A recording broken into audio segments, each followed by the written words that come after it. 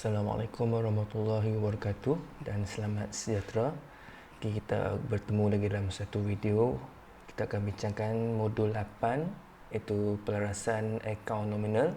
Tajuk yang spesifiknya ialah hasil belum terperoleh. Jadi kita lihat yang pertama, apakah maksud hasil belum terperoleh?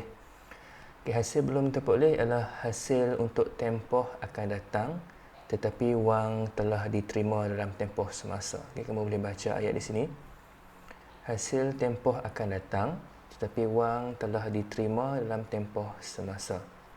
Kalau kita tengok pada garis masa ni, katakan tempoh semasa ni tahun 2020 dan tempoh akan datang katakan tahun 2021. Kita tengok gambar duit ni.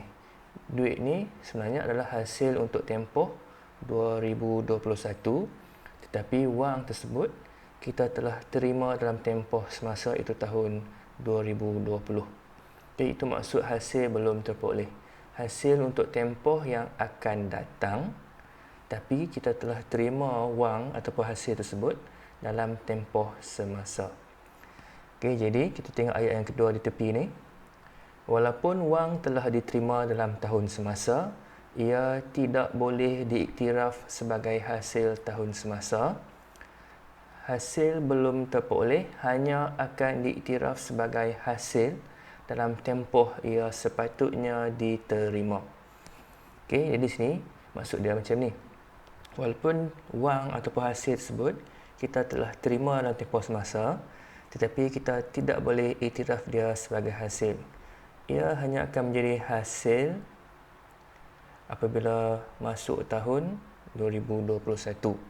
Ia tidak boleh dianggap sebagai hasil 2020 walaupun kita telah pun menerima wang ataupun hasil dalam tempoh semasa. Bila masuk ke tahun yang akan datang, barulah wang tadi ataupun hasil tadi kita akan iktiraf sebagai hasil bagi tahun tersebut sahaja. Bagaimana boleh berlaku hasil belum terperoleh? Kita tengok ayat yang keempat ni. Ia berlaku apabila perniagaan telah menerima hasil namun barang belum diserahkan ataupun perkhidmatan belum disediakan kepada pelanggan yang membuat pembayaran, ataupun kita boleh kata hasil yang kita terima terlebih awal. Jadi kita seperti berhutang kepada pelanggan kita di segi barang ataupun perkhidmatan, kerana pelanggan telah pun membayar wang kepada kita tetapi kita belum lagi memberikan barang ataupun menyediakan perkhidmatan. Itulah maksud hasil belum terperoleh. Untuk memahami lebih lanjut dengan tajuk ini, saya kita lihat contoh 1. Perniagaan Isma menjalankan perkhidmatan mencetak bahan promosi dan periklanan. Untuk tempoh perakaunan semasa yang berakhir pada 31 Julai 2020, perniagaan telah menerima hasil perkhidmatan yang berjumlah RM25,000. Daripada jumlah tersebut, sebanyak RM500 adalah untuk perkhidmatan periklanan yang akan dijalankan dalam bulan Ogos 2020. Jadi kita kena faham situasi soalan ini. Untuk tahun semasa yang berakhir 31 Julai, perniagaan telah pun menerima hasil perkhidmatan yang berjumlah RM25,000. Tetapi dalam RM25,000 ini terdapat RM500 untuk bayaran yang akan dijalankan perkhidmatan dalam bulan Ogos. Maksudnya yang ini adalah di luar tempoh semasa. Jadi bagaimanakah kita nak mengambil situasi ini dalam kita mengiktiraf hasil untuk perniagaan Isma? Kita tengok garis masa di bawah ni. Jumlah hasil perkhidmatan yang telah pun diterima oleh perniagaan Isma ialah berjumlah RM25,000. Jadi kamu kena kenal pasti yang mana berapakah nilai ringgit yang masuk untuk hasil tempoh semasa dan yang manakah jumlah hasil yang terkeluar dalam tempoh semasa. Di tempoh semasa kita 1 Ogos 2019 tamat sehingga 31 Julai 2020. Jadi pada soalan ni kita dah tengok sebanyak RM500 adalah untuk bulan Ogos. Ogos ni maksudnya sudah pun berada di luar tempoh semasa. Jadi RM500 ini dipanggil belum terperoleh. Okey, hasil belum terperoleh. Maka berapakah hasil yang kita akan rekod dalam tempoh semasa? Ya, betul. Kita akan rekod hasil tempoh semasa sebanyak RM24,500 sahaja. Setelah kita menolak RM500, iaitu hasil untuk tempoh yang akan datang. Jadi hanya RM24,500 yang kita akan iktiraf sebagai hasil perkhidmatan untuk tempoh semasa. Jadi sekarang kita lihat bagaimanakah persembahan perkara ini dalam penyata kewangan. Itu yang pertama, kita lihat akaun perdagangan. Okey, memandangkan ini adalah hasil perkhidmatan yang utama untuk pelanggan semua, maka hasil perkhidmatan ini akan direkodkan di bahagian akaun perdagangan sebagai hasil. Jadi yang pertama sekali kita masukkan semula butirannya, kita akan ambil namanya sebagai hasil perkhidmatan. Okay, jadi kita akan rekodkan hanya sebanyak RM24,500 sahaja sebagai hasil tahun semasa. Jadi kalau kita masukkan pengiraan di sini, kita akan ambil 25,000, kita akan tolak dengan RM500. Jadi kesimpulan pertama yang kamu boleh buat dalam kita membuat pelarasan hasil belum terperoleh. Okey, kita tengok ayat di bawah ni. Hasil belum terperoleh akan ditolak.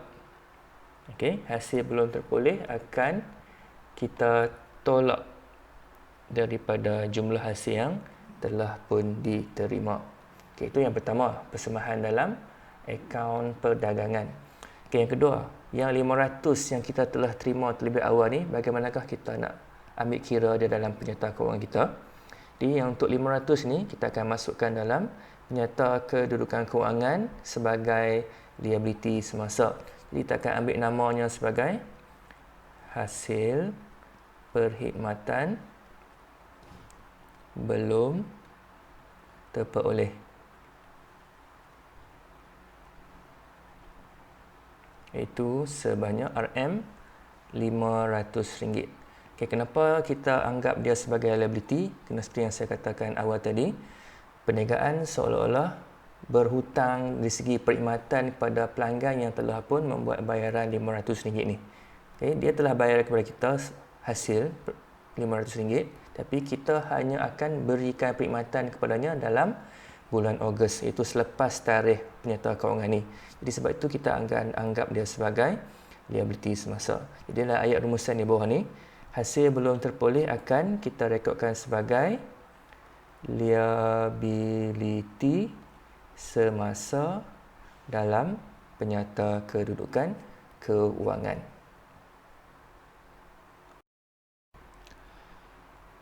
Seterusnya kita akan melihat bagaimana untuk kita merekod hasil belum terperoleh, iaitu maksudnya kita akan membuat pelarasan dalam ledger. Okey, jadi kita tengok dulu tip. Untuk tajuk ini sebenarnya kita dah lihat dari segi contoh yang tadi, kita akan menolak hasil daripada jumlah hasil yang kita telah terima dan kita akan wujudkan liability semasa. Jadi secara ringkasnya kita akan tolak H dan kita akan tambah L.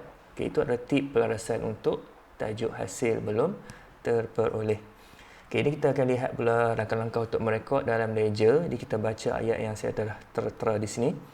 Yang pertama sekali, kamu kena kenal pasti akaun induk sama ada bersifat hasil atau belanja. Dalam contoh ini, hasil perkhidmatan adalah akaun hasil. Jadi yang pertama sekali kita buka ledger ni lah, hasil perkhidmatan. Dan ledger hasil perkhidmatan ni kita kenal pasti dia adalah akaun hasil. Jadi bermaksud pertambahan hasil akan kita catat sebelah kredit. Kita baca yang kedua. Masukkan jumlah hasil yang telah diterima ke sebelah kredit akaun hasil perkhidmatan.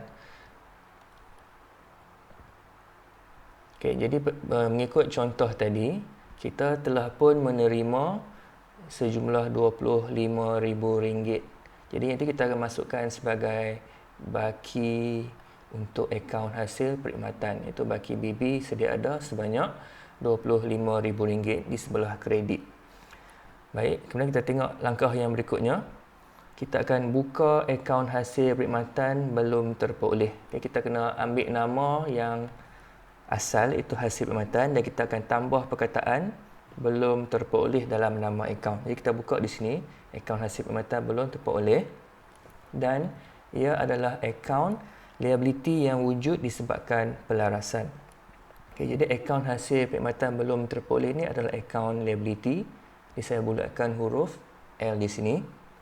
Okay, sekarang ni kita akan buat catatan pelarasan. Jadi kamu ingat semula cara membuat sistem catatan bergu dengan mengikut tip pelarasan di atas ni. Itu kita akan menolak hasil dan kita akan wujudkan liability. Okay, daripada contoh tadi kita lihat yang kita perlu tolak adalah sebanyak RM500. Jadi bagaimanakah kamu nak menolak hasil? Ya, betul. Apabila kita nak menolak hasil, kita akan catat di sebelah debit akaun hasil. Sebab kalau nak tambah hasil, kita kredit. Jadi kalau kamu nak tolak hasil, kamu akan catat di sebelah debit. Jadi kita akan debitkan akaun hasil perkhidmatan sebanyak RM500. Catatan pelarasan kita akan buat pada tarikh akhir tempoh perekonomian semasa. Jadi kita letak tarikhnya Julai 31 juga. Dan yang kedua, kita akan wujudkan liability. Bagaimanakah kita nak wujudkan liability?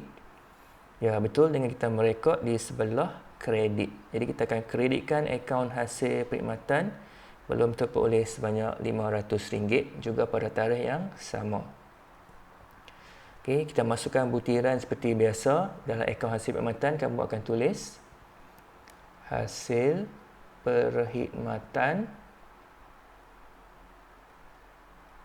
belum terperoleh,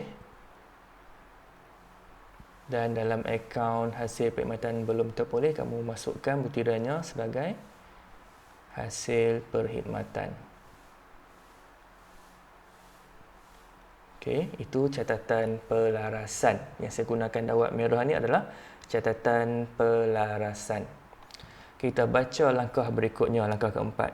Akaun hasil perkhidmatan akan ditutup ke akaun perdagangan.